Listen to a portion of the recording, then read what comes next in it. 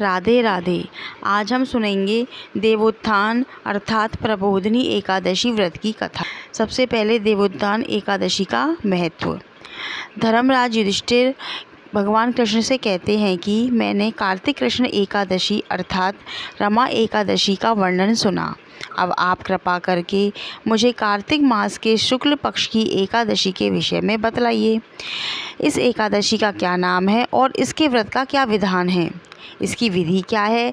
इसका व्रत करने से किस फल की प्राप्ति होती है? कृपया यह सब विधानपूर्वक कहिए। तब भगवान श्री कृष्ण बोले, कार्तिक माह के शुक्ल पक्ष में तुलसी विवाह के दिन आने वाली इस एकादशी को विष्णु प्रबोधिनी एकादशी अर्थात देव प्रबोधिनी एकादशी अर्थात देवोत्थान अर्थात देव उत्थव एकादशी या देव उठनी एकादशी या कार्तिक शुक्ल एकादशी अथवा प्रबोधिनी एकादशी के नाम से जाना जाता है। यह बड़े बड़े पापों का नाश करने वाली है। इसका महात्म मैं तुम्हें सुनाता हूँ, इसे ध्यान से श्रवण करो। तब श्री कृष्ण भगवान बोले, एक बार एक राजा के राज्य में सभी लोग एकादशी का व्रत रखते थे। प्रजा तथा नौकर चाकरों से लेकर पशुओं तक को एकादशी के दिन अन्न नहीं दिया जाता था। एक दिन किसी दूसरे राज्य का एक व्यक्ति राजा के पास आकर बोला, महाराज कृपया करके मुझे नौकरी पर रख लें। तब राजा ने उसके सामने एक शर्त रखी कि ठीक है रख लेते हैं, किंतु रोज़ जो तुम्हें खाने को सब कुछ मिलेगा पर एकादशी को अन्न नहीं मिलेगा। उस व्यक्ति ने उस समय हाँ कर ली, पर एकादशी के दिन जब उसे फलाहार का सामान दिया गया तो वह राजा के सामने जाकर गिड़गिड़ाने लगा, महाराज इससे मेरा पेट नहीं भरेगा, मैं भूखा ही मर जाऊंगा, मुझे अन्न दे दो। राजा ने उसे शर्त की बात याद दिलाई, पर वह अन्न छोड़ने को तैयार नहीं हुआ। तब राजा ने उसे आटा, दाल, चावल आदि दिए। वह नित्य की तरह नदी पर पहुंचा और स्नान कर भोजन पकाने लगा। जब भोजन बन गया तो वह भगवान को बुलाने लगा, आओ भगवान भोजन तैयार है।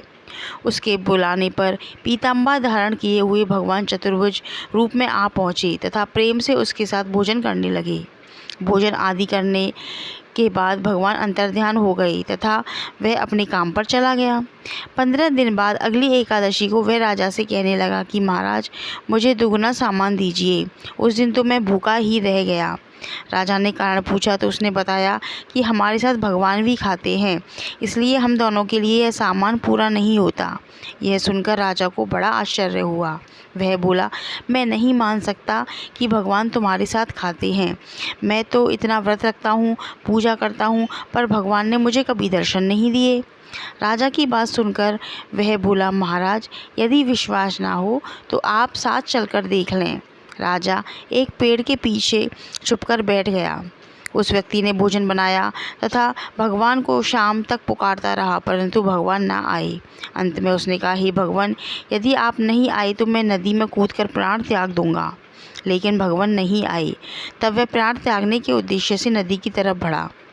प्राण त्यागने का उसका दृढ़ इरादा जान शीघ्र ही भगवान ने प्रकट होकर उसे रोक लिया और साथ बैठकर भोजन करने लगे। खा पी कर वे उसे अपने विमान में बिठाकर अपने धाम ले गए। यह देख राजा ने सोचा कि व्रत उपवास से तब तक कोई फ़ायदा नहीं होता जब तक मन शुद्ध ना हो। इससे राजा को ज्ञान मिला।